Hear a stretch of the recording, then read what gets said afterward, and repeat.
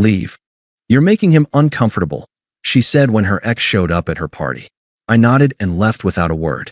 Packed all her things and changed the locks while she celebrated. She came home to her stuff in the hallway and a note. Now nobody's uncomfortable.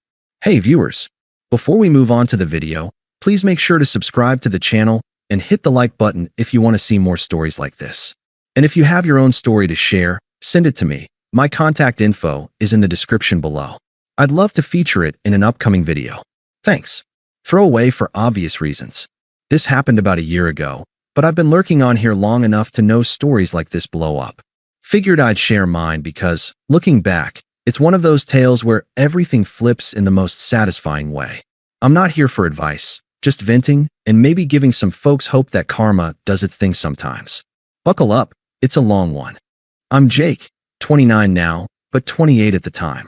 I work in IT for a mid-sized company in a decent-sized city. Nothing flashy, but it pays the bills and lets me have a life outside of work. I've always been the steady type, reliable, committed, the guy who shows up when he says he will. That's how I approached my relationship with Sarah. We met 3 years earlier through mutual friends at a casual game night. She was outgoing, funny, the kind of person who lights up a room. I was drawn to that energy, and we hit it off quick. Within 6 months, we were exclusive, and after 2 years, she moved into my apartment. It felt natural, like we were building something real. Looking back, I poured a lot into us.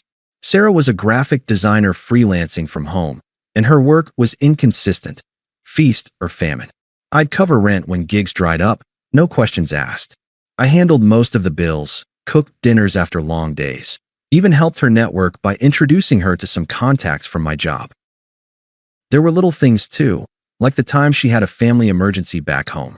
I drove 6 hours through pouring rain to pick her up from the airport when her flight got delayed, just so she wouldn't have to deal with a cab at 2 a.m. Or when she wanted to take an online course to boost her skills. I paid for it without hesitation, even though it meant skipping a guy's trip I'd planned. I wasn't keeping score. That's what you do when you love someone, right? I thought we were a team, but there were cracks I ignored. Sarah talked about her ex, Mike, more than felt normal. They'd dated for a couple years before me, ended messy, but she always framed it as ancient history. Still, she'd bring him up in random conversations, like comparing my safe job to his adventurous one as a freelance photographer. Mike was always chasing the next big shot, she'd say with this nostalgic smile. I'd brush it off, tell myself it was just talk. She posted old photos sometimes too, nothing overt, but enough to make me wonder. And emotionally, she started pulling away in the last few months. Less affection, more time on her phone, excuses about being stressed from work. I chalked it up to her birthday coming up. She was turning 27 and wanted a big bash. So, like the committed idiot I was, I threw myself into planning it. The party was my idea, actually. Sarah mentioned wanting to celebrate with friends, but she dragged her feet on details. I stepped up, rented extra speakers, ordered catering from her favorite spot, even decorated our apartment with string lights and balloons. I invited about 30 people, our mutual crew, her coworkers, a few of mine. Spent a solid weekend prepping, and the night before, I surprised her with a custom cake I'd had made with her design portfolio on it. "Jake, you're the best," she said, hugging me tight. For a moment, it felt like old times. I went to bed thinking, yeah, we're good. The party kicked off around 8 p.m. on a Friday. Music pumping, people mingling, drinks flowing. I played host, refilling ice, making introductions, ensuring everyone had a good time. Sarah was in her element, laughing with her girlfriends, snapping selfies. I caught her eye a few times, and she'd blow me a kiss. About an hour in, the doorbell buzzed. I opened it, and there was Mike. Tall, scruffy beard, camera slung over his shoulder like he was ready for a shoot. I hadn't invited him. "Hey man," he said, smirking. Sarah said to come by. I forced a smile, let him in, but my gut twisted. Why hadn't she mentioned it? I tried to play it cool, stuck to the kitchen mixing drinks. But as the night wore on, I noticed them. Sarah and Mike, huddled in the corner, heads close, her hand on his arm, while she laughed at something he said. Our friends shot me glances, but no one said anything.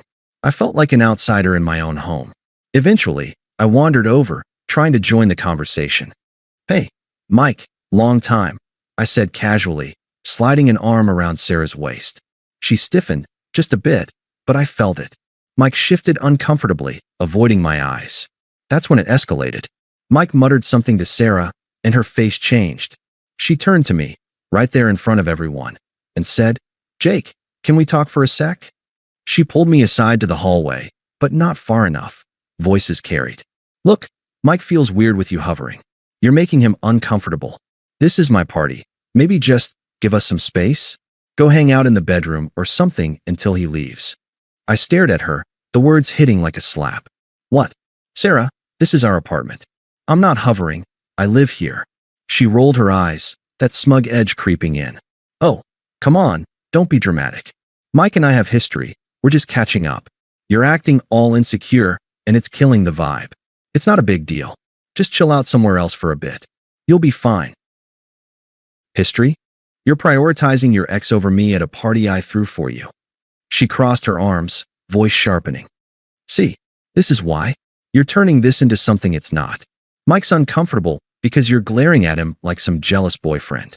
I invited him because he's a friend. Get over it. If you can't handle that, maybe you should just leave for a while. Go grab a drink down the street, or whatever. The party's for me, not your ego." Her tone was dismissive, like I was a child throwing a tantrum. Twisted logic all the way, blaming me for the tension she created, justifying her favoritism as my insecurity. People nearby pretended not to hear, but the awkwardness hung thick. I felt the heat in my face, the confusion crashing in. How had we gotten here? But I didn't yell, didn't beg, didn't cause a scene. I just nodded, throat tight. "Okay, Sarah, if that's what you want." I grabbed my jacket from the coat rack, walked out the door without another word. The party sounds faded behind me as I hit the elevator. In the car, I sat for a minute, staring at the dashboard. Vulnerable didn't cover it. I was gutted. All those sacrifices, the loyalty I'd shown, and she tossed me aside like an inconvenience. For her ex. At her own party. The unfairness burned, but I drove to a nearby coffee shop, ordered a black brew, and just sat with it. No texts to her. No calls to friends. Just silence, letting the reality sink in. That was the moment I knew. We were done. I didn't go far that night. Just to a quiet diner a few blocks away, the kind with sticky booths and bottomless coffee refills. I sat there for hours, nursing a mug, staring at the steam rising like the fragments of our relationship evaporating. My phone buzzed a couple times, friends from the party checking in, probably sensing the weirdness. "You okay, man?" one texted. I replied with a thumbs up, nothing more. Sarah didn't reach out. Not a single message asking where I was or if I was coming back. That silence spoke volumes. It confirmed what I'd been ignoring.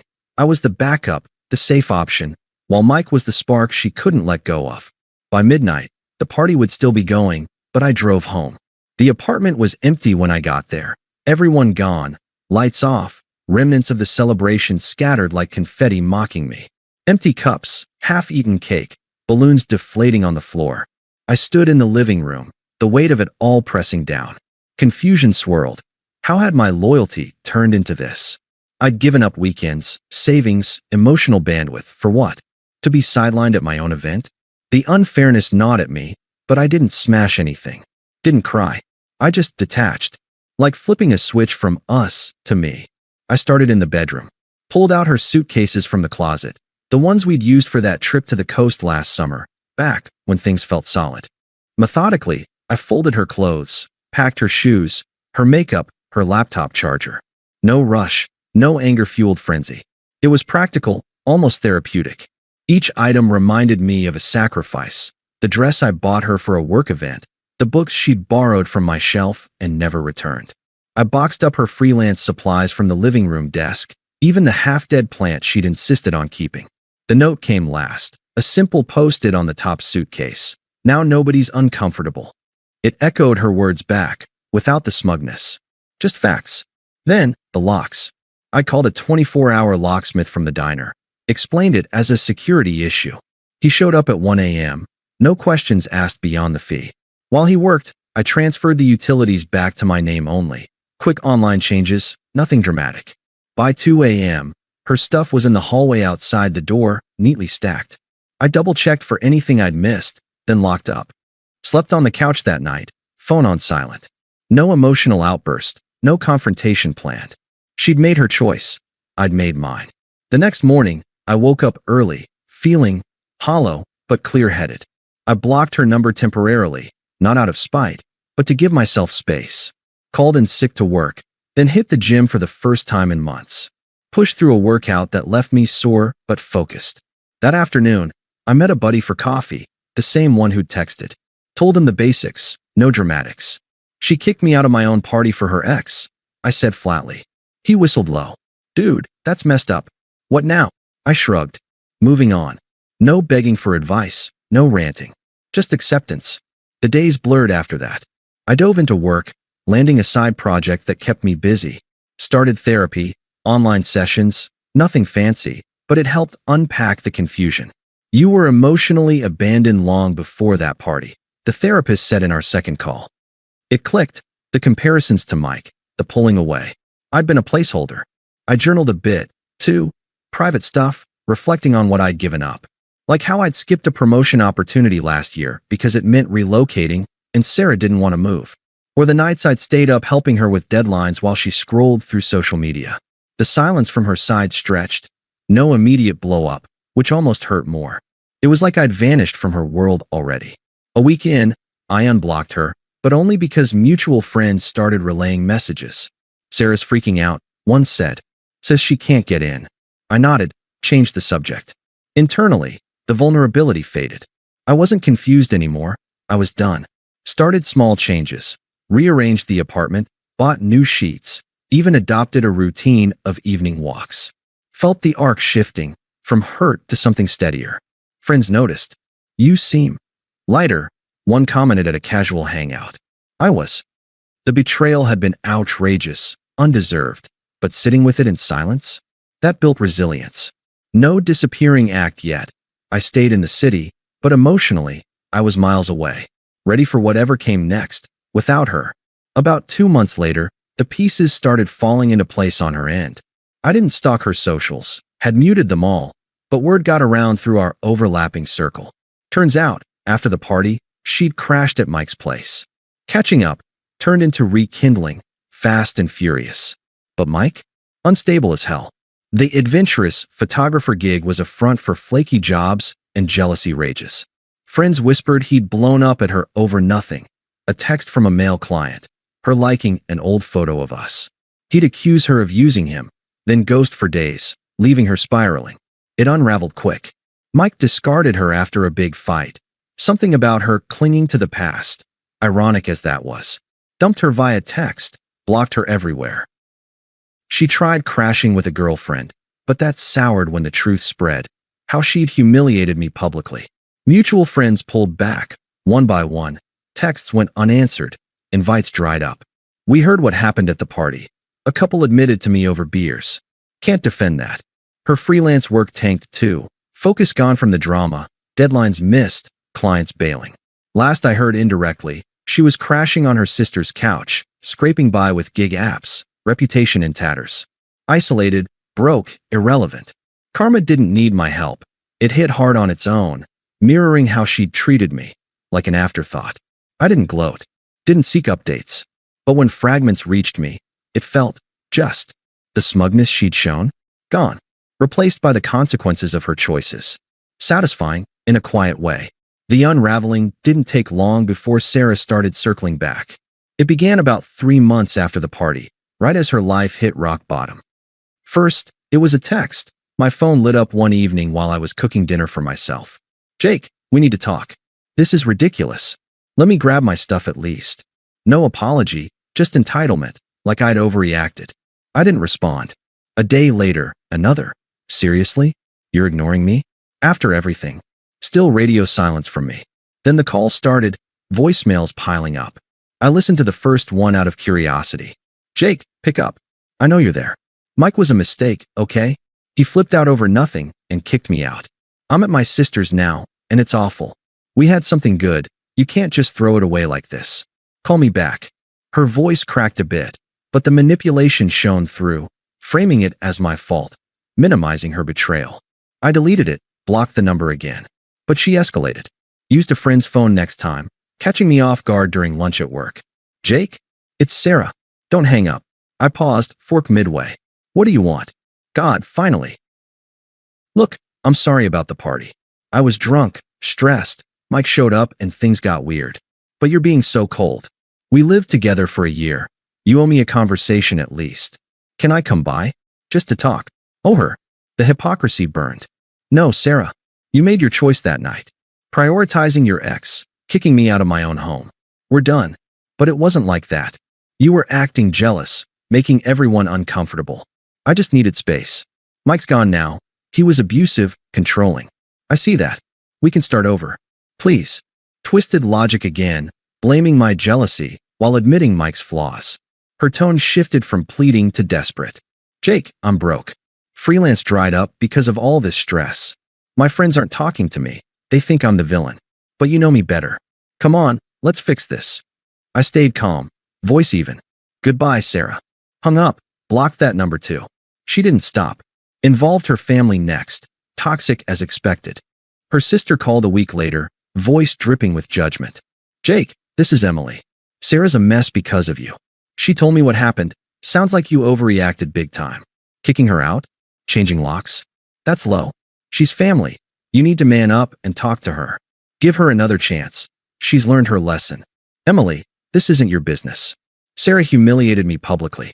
I'm not interested. Oh, please. Relationships have ups and downs. You're just punishing her. Selfish, if you ask me. Click. Unpleasant, pushy, like Sarah's entitlement ran in the family. The attempts peaked with a surprise visit. I was home one Saturday, mid-workout, when the buzzer rang.